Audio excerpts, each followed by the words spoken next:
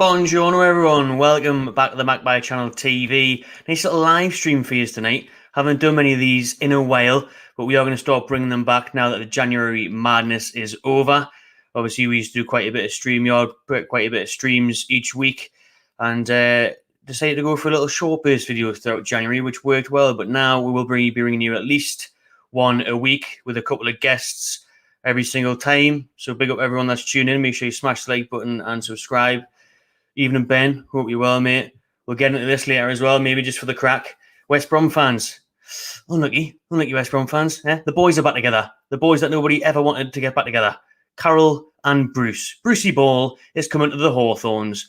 Unlucky lads. I don't know why they thought that was a good idea, and they're bringing in Steve Bruce to the Hawthorns. He's going to be announced soon as their manager. Obviously, Carol signed for them just a couple of weeks ago. Last week, I think it was. So, yeah. Interesting decision, that one, at the Hawthorns. Steve Bruce, we'll get into that later.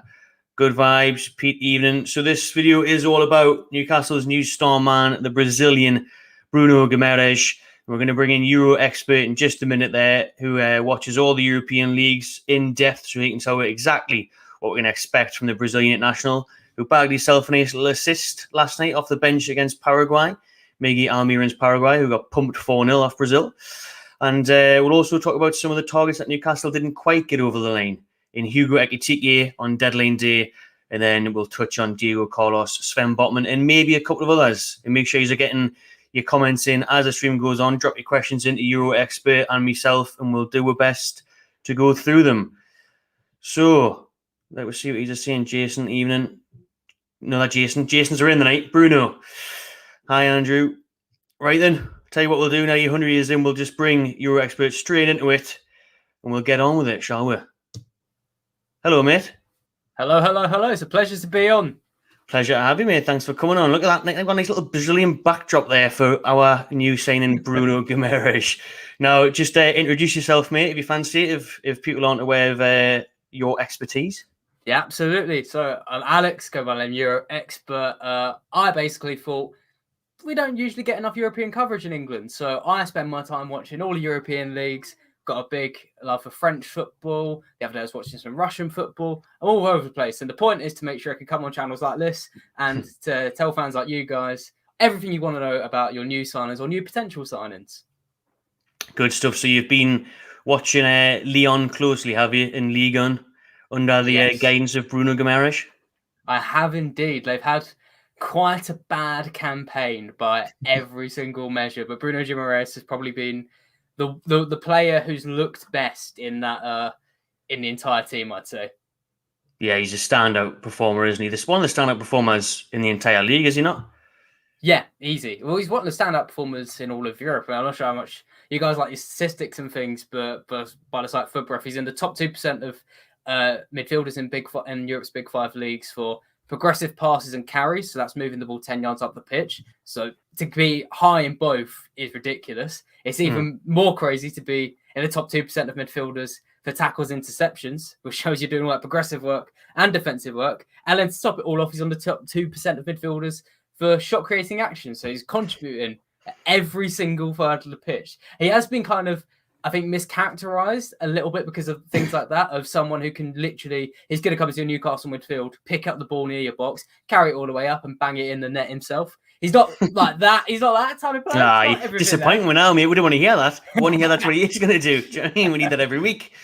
Absolutely. But I'm still really excited about this move. In fact, for some people might have seen before, I do lots of short videos and rate transfers. And Guimarães is the only transfer I've rated a 10 out of 10. Since last summer. Yes. I think the last one I gave was Messi, so I'm really hot on this move. So what we're saying there, he does sound like the whole package, really, doesn't he? Got it all, can do it all. Because like you said, there is people who are putting him out there as a box-to-box midfielder. There's people that are putting him out there as a defensive midfielder. You know, so that's why you're on the show, mate. Tell me exactly what he is. It sounds like he is a bit of both, if not. Absolutely. Well, what I'd say, the best way you can use Guimarães is probably him picking up the ball. When I say in midfield, I don't mean the first pass off the centre-back. I mean when he's surrounded by opposition players. You want him in the midst of the game, because Guimarães is probably his most eye-catching quality is how he can receive the ball and just turn out of pressure. Like, it's really hard to get him to lose possession. So you want him receiving the ball, kind of further up in midfield, turning away and giving him space to either carry the ball forward or what I really like about him, play quite a nice rangy pass forward. He's had 7 goals and assists over the past 2 seasons in France. And it's really his passing that stands out. He's got a good timing to his balls. He always weights it perfectly. What I think he'll be doing in Newcastle, though, is putting a bit more emphasis on his forward game. I think he's been compared a little bit to someone like Xhaka at Arsenal for another reason, which we'll probably touch on, with his aggression. But I think what stands out from someone like Xhaka, who's good at moving the ball forwards, is that he's got the mobility to, when the ball gets to the final third, he can make that sort of last run into the box and kind of, push over all the Donamos for the opposition and trying to create that goal scoring opportunity. Which Newcastle have been lacking for so long. I can't even remember the last time we had a midfielder like this, because on one hand he sounds like a Czech Tiote, on the other sounds like a Johan Kabay. So what I've been making comparisons. Johan Tiote, we'll call him. But I think what I've seen from his highlights, that what I'm most excited about is the through balls, the way he's just immediately finds someone who's a runner. So hopefully we can get St. Maximin or Ryan Fraser or Callum Wilson when he's back fit. Through balls, threading the needle through the eye of the defence to create a chance for Newcastle, and breaking up play in the middle of the park, which we've struggled with really, apart from his Brazilian counterpart, Joe Linton, who's now a midfield dynamo himself. Yeah, I haven't watched much of it, but I've seen all the headlines. I'm quite impressed by it. Oh, it's unbelievable. Unbelievable in the middle of the park now, Big Joe. But he's really saying there, Nicholas was saying, who's he similar to? So you touched on Xhaka. Who else do you think we could put him up there with his style of play? What can Newcastle fans expect him to look like? I think I'd sort of put him as like a bulky Thiago at Liverpool, in terms of the way he receives the ball and just always manages to escape pressure. I mean, he grew up playing football in the streets, like a lot of players in Brazil, if I remember rightly as well, before he moved to Grêmio. I think that's kind of helped him play out of pressure. So yeah, I think it's sort of a mix between Thiago and Xhaka. And we'll touch on the Xhaka thing as well, because obviously maybe it's out of what I think is bitterness. Arsenal fans are saying we didn't want him anyway because he's just another Brazilian version of Xhaka. And what I mean by that is he does commit a lot of fouls, and he has made a lot of aggressive tackles this season. Maybe Newcastle fans in the comments have had that. And what I'll say is a coach is a good comparison as well. What I'll say to that, if anyone says, he's going to be boneheaded, I'll say at Lyon under Peter Bosz, their coach, their style is push as high as possible, and we're not going to drop back and defend. We're just going to try and win the ball before the opposition can get at us. So Guimarães' role and instruction has been basically win the ball or hack down the player. I think when he comes to Newcastle, he's going to be a bit more reserved, and that's what I'm quite excited about. You're going to take away something he's been criticised for recently, and hopefully he's just allowed to do what he's good at. So unlike Granit Xhaka, though, he doesn't get plenty of red cards, does he? No. That's and he's good not news. Gonna, That's good he's news. not going to be turned either. He's quite athletic. Quite athletic. I mean, this is the characteristic we've been looking for in the middle of the park for Newcastle.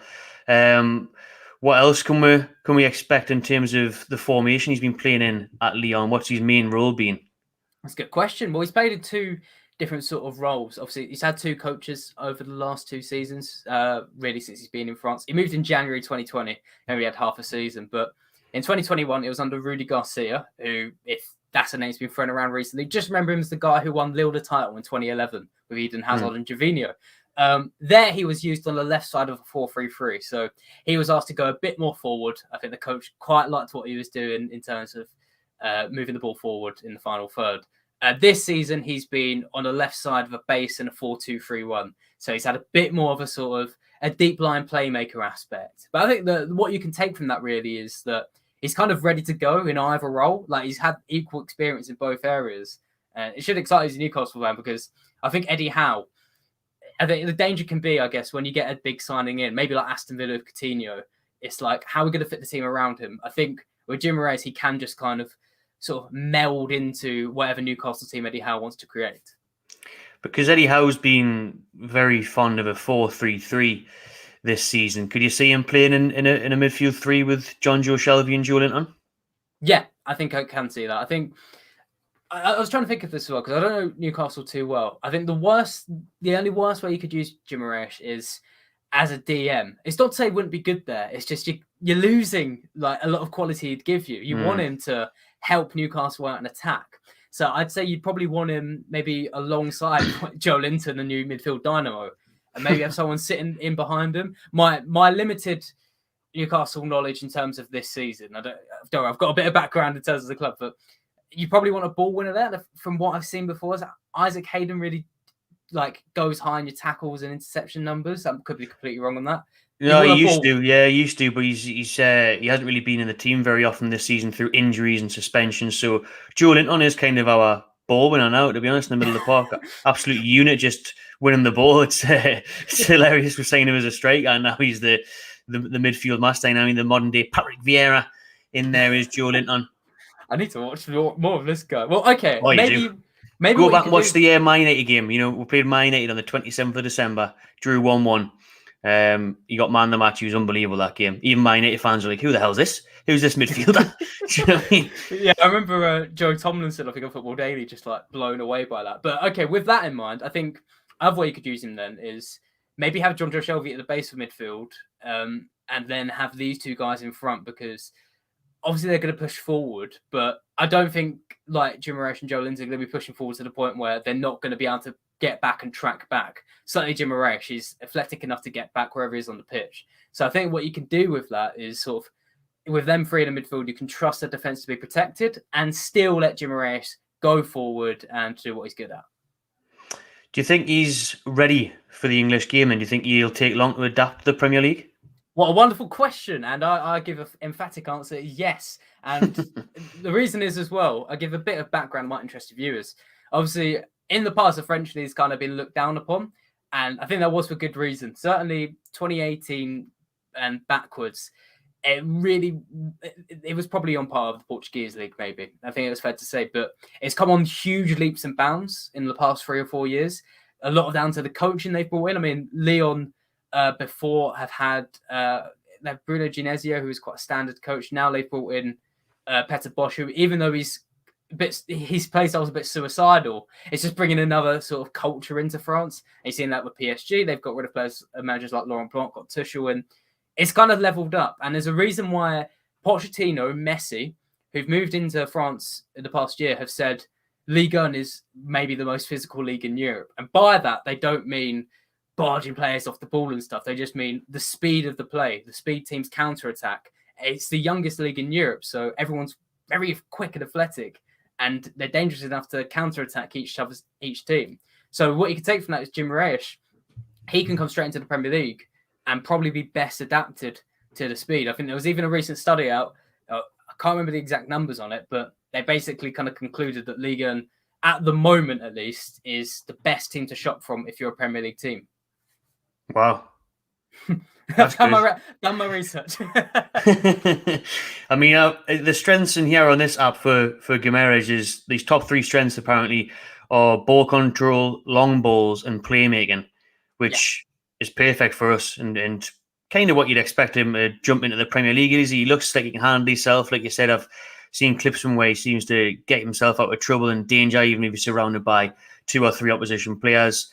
So he's got the strength there as well and the physicality to demand the Premier League, because in Newcastle's position, we need players that can come in and hit the ground running.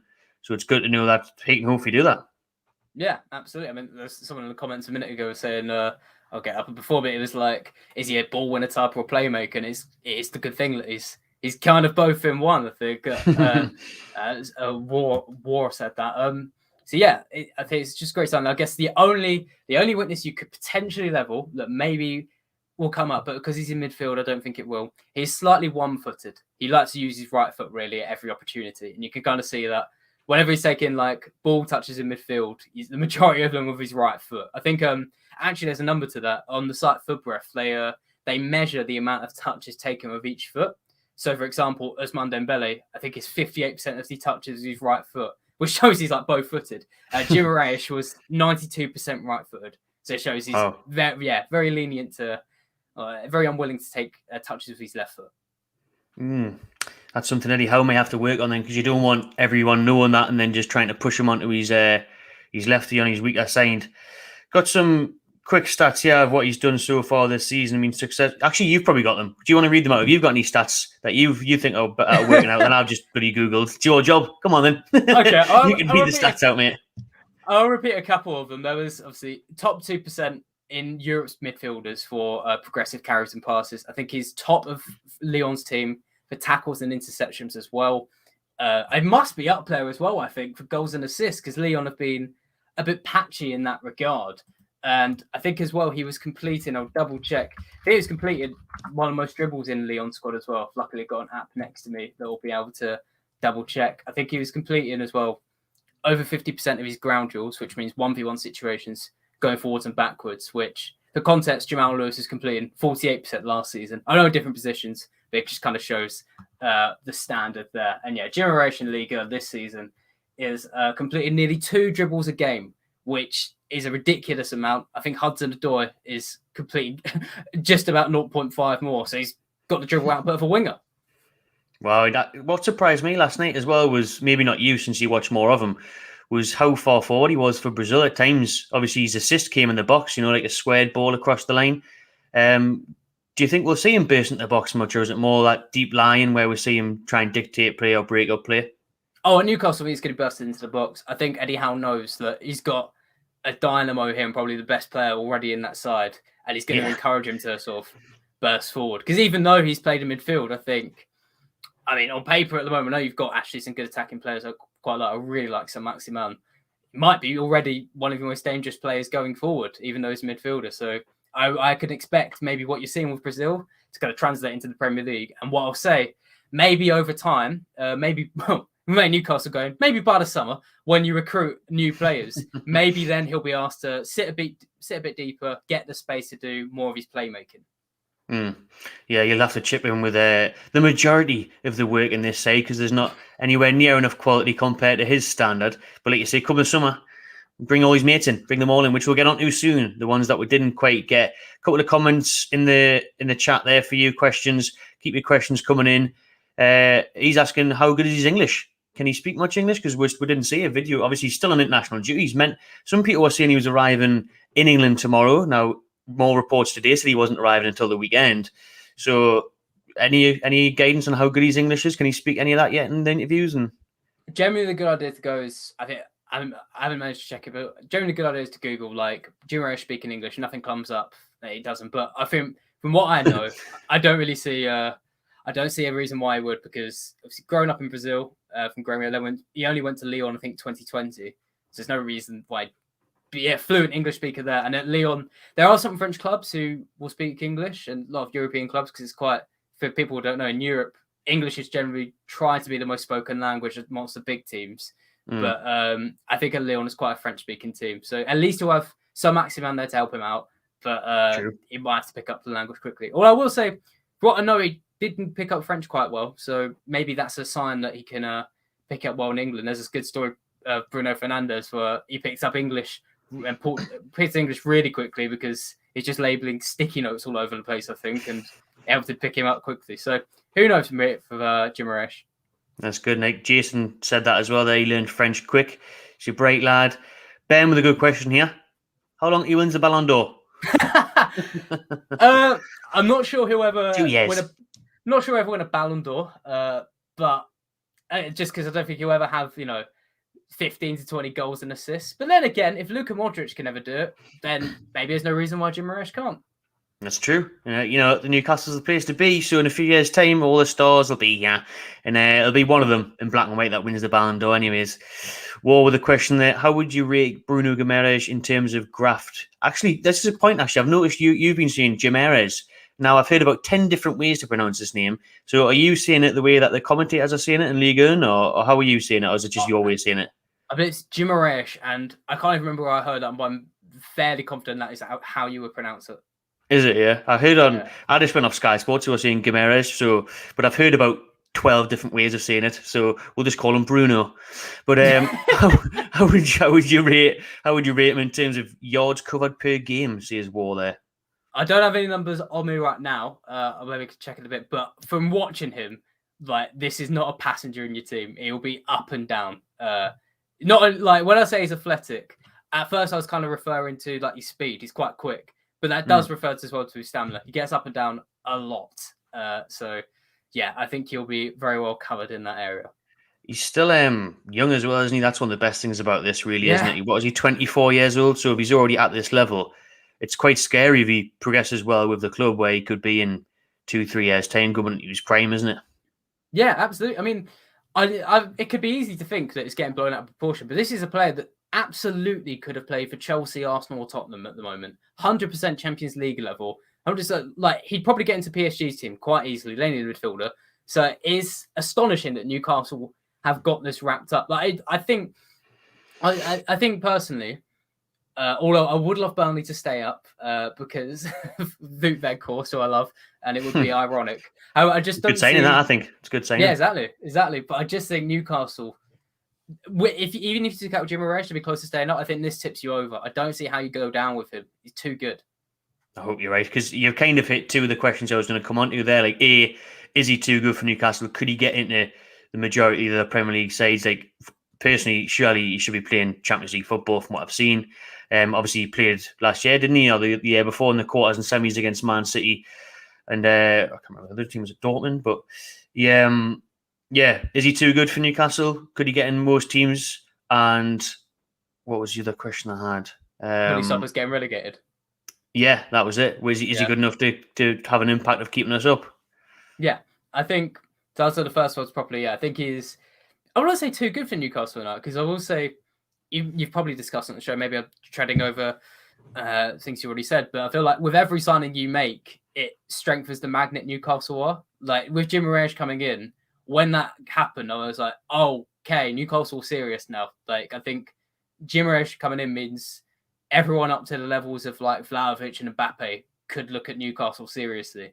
So I think it's insulting to say he's too good for Newcastle, but he's certainly like Newcastle level here, Jim Moraes level right here.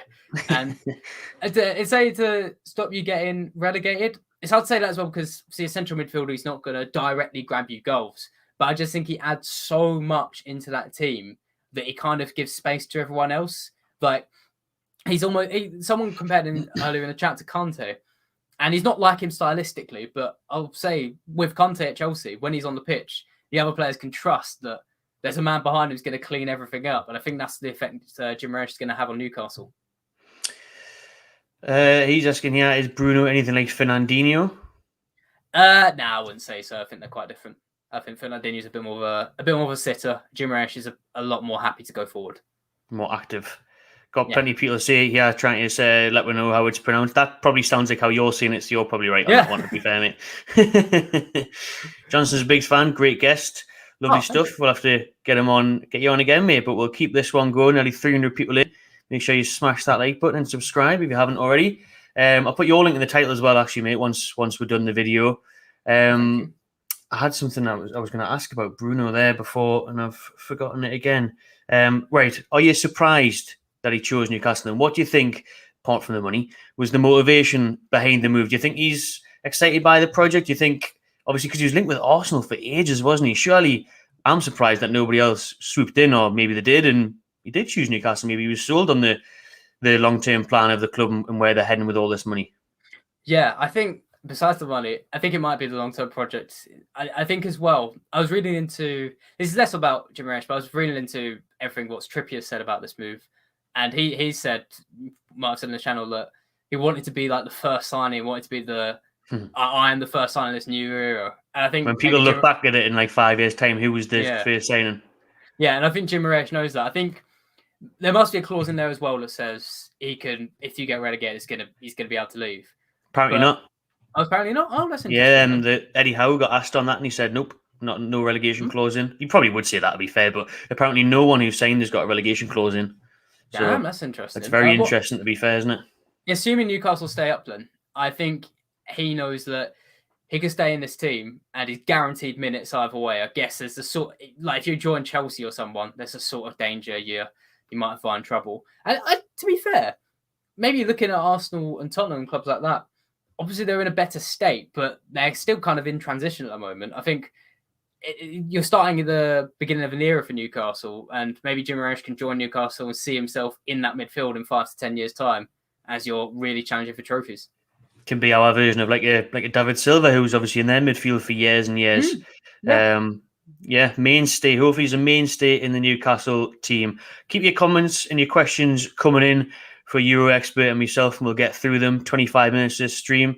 Big up everyone that's tuned in. What we're going to do now is focus on the unfortunate signings that Newcastle couldn't quite get over the line in January, but definitely will look to reinvest it in the summer. They'll be keeping tabs and keeping interest on these players, no doubt about it, come the summer, if we do hopefully stay up.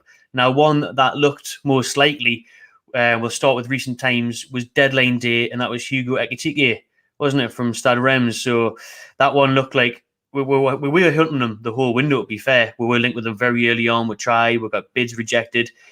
The French team then accepted our offer early on deadline day, £30 million with plus add-ons, and we thought it was a matter of time before he was getting on a jet to Newcastle and he'd be signing medical and all that.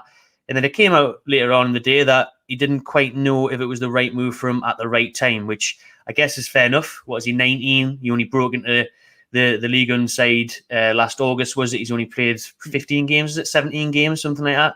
Yeah. And it was a big decision for him. I just think maybe if Newcastle could have got an offer accepted earlier in the window, then he could have truly made his mind up, because I think everything was a bit last minute for him. Is this a move I really want? I'm going to have to move to a different country, all that.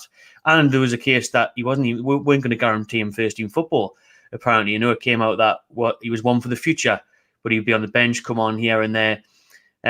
So he decided in the end, him and his family, that it wasn't the right time or the right move yet. So I think he'll probably have a good think about it over the coming months and decide himself where he'll want to go in the summer, because there'll be plenty of teams interested in him. West Ham were interested in him as well.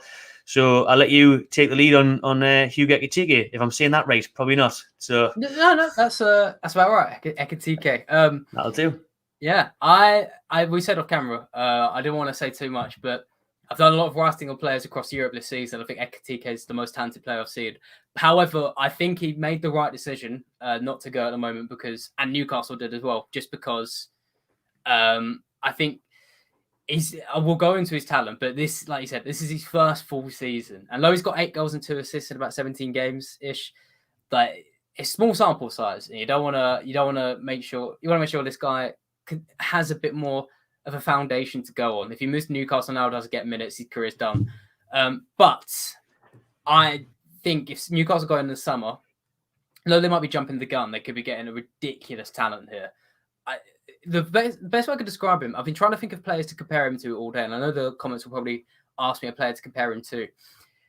It's the only one I've been able to think of, although they're not physically the same, but it reminds me of Ibrahimovic in terms of he's so sharp on the ball, despite he is quite tall and quite physical. He's so sharp, and how quickly he turns. It's crazy. Before we go into proper numbers, the thing that always stands out in my mind is a goal I saw him score against Lyon this season. To paint a picture, it kind of shows everything about him. So a long shot's come in, and Lyon's goalkeeper Anthony Lopez has spilled it. Ekitiké is the first person to react. He's got great instinct, and he's managed to lob the keeper, put the ball over him. And it's coming back down, around the 6-yard box. And Jason Dodai is charging in, who's a good Ligue 1 defender. And everyone's kind of expecting this young 19-year-old kid to panic and blast it into the net as hard as he can as soon as it comes down, because he's thinking maybe this player will block it. Instead of that, almost like on FIFA, he fakes it and fake shots it, sending Denier sliding across the goal. He takes half a second and just calmly side foots it in. I just watched that and was thinking, this guy, the manager said it as well. This guy is clearly something special. You don't do that at the age of 19. And I think the manager also said he's got a lot to work on, but I think he's also saying that is because there is so much to work on here. There's so much technical quality. I'm really excited to see where he does end up going. So on that note, then, do you think maybe it wasn't the right time? You think maybe he needs a bit more time to gel into a team and get a bit more first team football before he gets thrown into a relegation battle?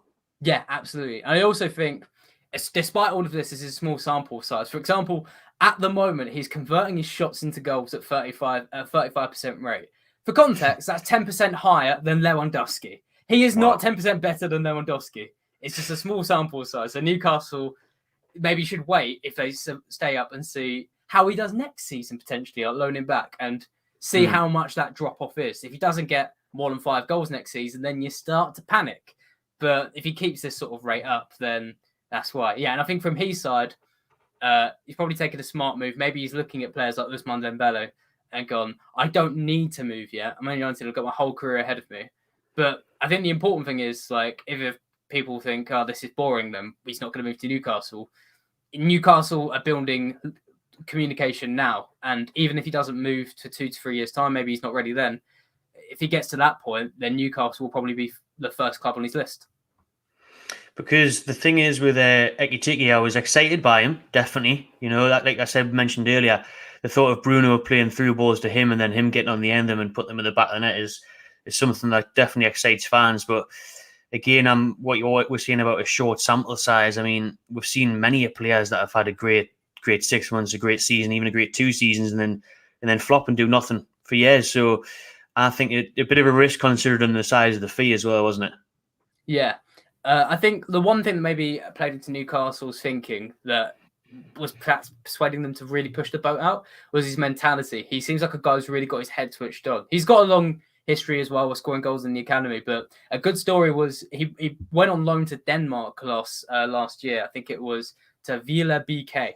And I think it might be the year before, actually, to be fair, but he went there and he was meant to go with his family, but Denmark went into lockdown over COVID, and he was basically stranded there as like a 17, 18-year-old, not speaking the language at all, absolutely alone. But apparently he straight away got on with it and adapted quite well, and even managed to score a few goals. So I think maybe clubs are looking at it and thinking, not only is this guy really talented, but he's got his head screwed on properly, and we could be getting a proper gem here. That's the thing. I mean, because on one hand, if we obviously didn't get him, and then he continues his fine form for the remainder of the season, I mean, he's going to be spoilt with offers, isn't he, come the summer? Do you think? Who do you think you'll end up with? Do you think you'll still come to Newcastle or the Premier League or maybe PSG? I tell you what, I was just about to mention. I think Newcastle is actually quite a good fit because we should explain his team, right? The team is called Reims, a difficult one to pronounce first eye, but Reims are a lot like Newcastle in a way. They're actually one of the lowest scorers in France and historically have been. Ekitiké isn't thriving off big chances created. This guy is living off scraps pretty much, and he still managed to get 8 goals. So I think that's what maybe will come into his thinking. Like, not only is it encouraging Newcastle, but you look at players like Timo Werner, for example, who've gone from one system and one style of play to a complete other one. He probably wants to go to a counter-attacking team, because if he goes to a team, I don't know, we'll just use an example, like Chelsea, where instead of being asked to counter-attack and move forward, he's going to be asked to play with his back to goal. And if you go to Newcastle, you're most likely still going to be sitting back, no matter how many players you get next season.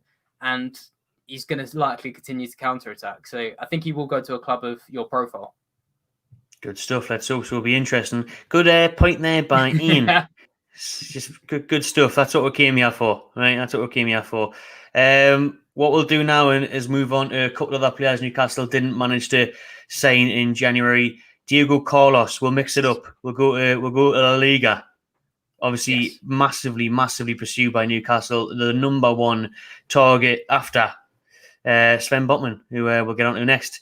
But Diego Carlos, the Brazilian, another Brazilian, massively wanted to come to Newcastle, favoured the move. Sevilla, we just couldn't get past them. They just weren't interested in selling him at all, not even for hefty fees of 40 million. They would not let Diego Carlos go as they push on for a La Liga title charge. We surprised that they hung on to Diego Carlos? I'm not surprised, to be fair. I think, Sevilla as well. It's not even that Carlos is in a team that's challenging for the title. He's at the heart of this title. Sevilla have the best defence in Spain, better than Real Madrid and Barcelona and Atletico Madrid. So he's a key integral part to this. I think we'll get on to later. That's why Lille have kept Sven Botman. So I can understand why Carlos has stayed. And I think, as well, we'll probably touch on it. A lot of rival fans, but also just a lot of analysts I quite like, have said they didn't like the move. I think he's 29 now. And he is quite an aggressive defender, likes to step out of the line, and it can sometimes be a bit hot-headed. But this would have made a lot of sense. Maybe they do go back in for him because he's bringing a lot of experience, and you don't hold down the best defense in Spain for no reason. And it should be mentioned as well, a lot of credit gets given to his partner, Jules Koundé. But we've seen with players before, like Carlos Unchu at Leicester, that these young, exciting defenders can be nothing without the old experienced head next to them. So maybe Carlos goes under the radar in that aspect. Yeah, Matt, well said, because Koundé is obviously the turned down bids from Chelsea for him last summer, didn't they? Diego Carlos, that was a criticism of him, though, from many pundits, was that he is rash. He does get a few red cards, more so gives away quite a few penalties, which was seen in the Europa League. But I would have fancied him just coming into that Newcastle defence, like rough and ready for a Premier League relegation battle. Big lad, passionate. I think he would have been a class signing. Yeah, I agree. And I don't think it was... He's rash, but he's not that bad. It's not like Joey Barton at centre-back. Like, it's just the nature of his play. He's a guy who steps out of the line and likes to win the ball instantly. And if anything, you could maybe have expected that to go down at Newcastle, because I don't think Eddie Howe's employing like a high press. It's still very much let teams come onto them, then we hit them on the counter. I think Diego Carlos, if anything, might have tuned that down. I think the biggest critique really of him was his passing. And it was mentioned before that he kind of he's evolved from this a bit, but certainly a couple of years ago, he definitely had what's the word for it? He definitely had a vision that was better than his execution. Like, he'd see great passes, try and execute them, and he'd probably lose the ball. But these come on since then. But still, he's always been... I mean, I mentioned like things like for Guimarães, he's in the top 2% of progressive passes, etc. Like, Diego Carlos is in like the bottom 50%. He's below average pretty much. So if he does come to Newcastle, you'd want a good passer next to him. Ian's saying there that he thinks we'll go for bigger names than Carlos if we stay up. Do you think Carlos will make a move this summer, whether it be to Newcastle or obviously he's linked with Spurs, linked with quite a few clubs across Europe? So do you think he'll end up leaving Sevilla this summer, whether they win the title or not? I think if they win the title, I think he'll definitely leave. And to be honest, actually, he was really pushing for this move from what everyone can see. I think he was quite set on it. It's just Sevilla said no, right? And I think maybe in the summer, we'll touch on with Botman as well. It's just this midpoint, especially with COVID floating around, where clubs don't want to lose players. Because if they lose Carlos, even though he's their best defender, another thing is his depth. And then that means if the other centre-back gets COVID, then Sevilla are really screwed. But in regards to getting a player of a different level, I don't know. I think Carlos is still on the right level. I think even if he holds down the defence for a season or two, it's just a nice guide, because it seems Newcastle recruitment, which I do like, is profiling younger players. And that's all well and good. I'm someone who really likes getting the sort of the right side of 25 players. But you've got to get the older, experienced heads in there. I mean, like, even you look at Ajax, right, who a proponent of young talent, they still play players like Tadic, and they still play players like Daley Blind, who are well into their 30s. And it's a good thing to get players like Diego Carlos, who, okay, he may not be at Newcastle in 4 to 5 years' time, but he's going to help bring through this next generation. I think Trippier was a good experienced head to get, wasn't he? Again, from a high-flying La Liga team. Obviously, he was in La Liga's team of the year last season, so that the La Liga's team of the season. So, you know, he's did brilliant to get him through the door as well. What was this one here that I saw from, rumours? I haven't heard this one yet, but the club's in contact with Diego Costa, who's a free agent. A different Diego coming to Newcastle, apparently. Who was the last team he was at? Because he was in Spain as well, wasn't he? Or was he at some... Atletico Madrid. I hope Newcastle don't go for him. It'd be a bad move.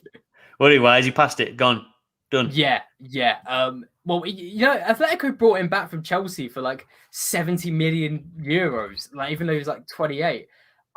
I mean, I'm double checking now. I'm pretty certain. I don't want to like give you misinformation. However, I think in his last season in Spain, 2021, he played 7 games, got 2 goals, and then 1920, when he was there, 23 games, 5 goals, 4 assists, and he's 33 years old now. I mean, I know he was fun in the Premier League, dominated defenses, but nah, I don't think he's at the level now.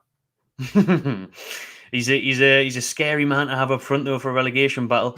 But I think we're thinking of, you know, Costa when he first came to Stamford Bridge, he was amazing, wasn't he, the first season or two?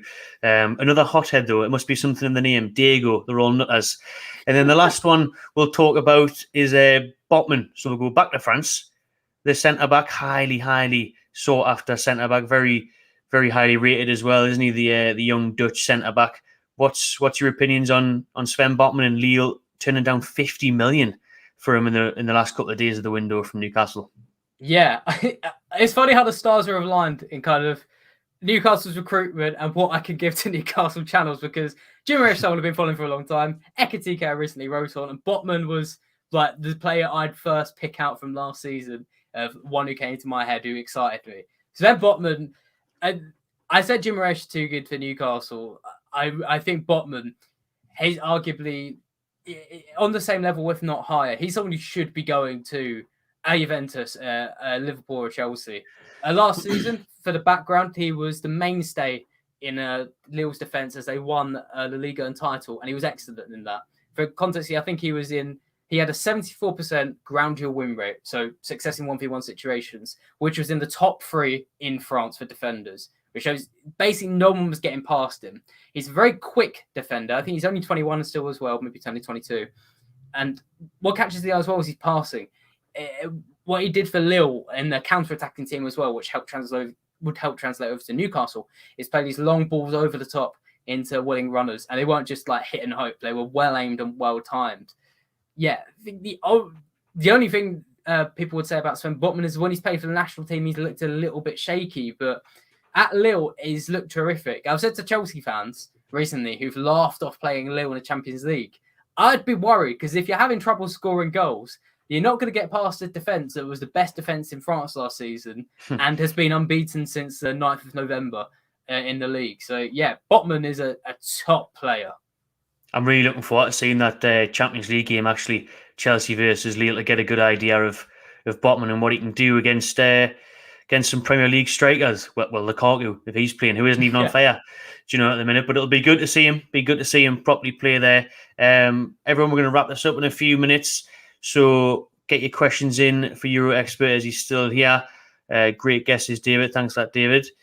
Botman is total class, says Jason. Now, what do you think about the summer? Come the summer, then, do you think Lille will end up surrendering Botman for 50 million, or do you think they're right to turn down 50 million in terms of, is he worth more than that? No, I think 50 million is the right price, but I think Lille want to keep him because I've said they're playing Chelsea in the Champions League. This is the first time they've ever reached the Champions League knockout stages. They had a bad start to the campaign, but they've turned it into a good one. I think they get charged down European spots. However, Botman's leaving in the summer. His agent came out and said it. I think it was yesterday. He said, this is his last season in France, or with Lille even. So he's definitely leaving in the summer. But with other teams kind of being stocked at centre-back, it depends. I think the main target would be for Chelsea if Rudiger goes, because he's a left-footed defender, which is quite a rare quality actually in the transfer market. So I think it means that if Chelsea let Rudiger go, I think they target Sven Botman. But other than that, City are stocked at centre-back. Liverpool are stocked at centre-back. I think Botman could potentially end up at a team like Newcastle if they pay the right wages. And especially, like I said a minute ago, Guimarães going there has strengthened that magnet. I think players like Botman, maybe before they were looking at Newcastle thinking, they've got money, but still in a relegation fight. If they make it to the summer, they're going to go, hang on, they're recruiting these big players. I could be part of something special. That's why it's huge that Newcastle still, because the real rebuild starts in the summer when we start from scratch. Everyone's on a level playing field. Because I was surprised that Bruno came and even Jesse Lingard was willing to come because of the table at the minute. You know, the relegation battle, it's a real threat. You've worried us there, though, with Botman. I hope he has a stinker now against Chelsea, because I think if he has a terrific performance, I think Chelsea will definitely look to sign him, because Rudiger is leaving as well, isn't he? He's came out and said he's leaving. He wants to leave in the summer. So, you know, that could really tempt Chelsea to go from if he does perform well on the pitch and he's a standout player. But let's hope he chooses to come to Newcastle. Is there anyone else, mate, around Europe, a type of a Hugo Ekitiké or similar to a Sven Botman or whoever else, who would be your couple of picks of players that Newcastle should be looking to sign in the summer? Okay, a couple off the top of my head, and definitely not off a list of players to watch to my right-hand side. One player to watch would be, or maybe get in, Cody Gakpo of PSV. Now, he's arguably the best attacker in the Netherlands at the moment. He's got 16 goals and assists. As PSV, some people might think of the Eredivisie and think Ajax must be crushing it. Up until about a week ago, PSV were winning the Eredivisie, despite Ajax, get this, drawing and losing more games, 5, than goals conceded, 3. Which is slightly changed now. But yeah, so Gakpo is a top attacker. However, I think a lot of teams now, top teams, are looking at the Eredivisie and take it with a pinch of salt. Because in recent years, I mean, you look at Bergwijn, he's come to the Premier League, he's not set a light. You look at Ziyech, he's not set a light. And in the summer, sort of magic trio from AZ Alkmaar, Koopman has moved to Atalanta, Stengs and Rosario moved to Nice.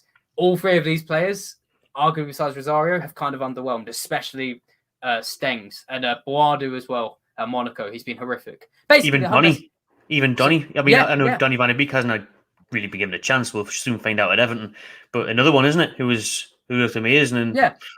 And even the club said like they don't think he's up to the level. So perfect example. So I think all these clubs are looking at the Eredivisie and thinking we're not going to take a chance here, and that leaves a spot for Newcastle to come in and take a chance on its best attacker this season. So I think Gakpo is definitely someone to come in. Good stuff. Do you watch much of the old Portuguese league, mate? I'm sure you do. I know a bit of it, yeah. Darwin Núñez.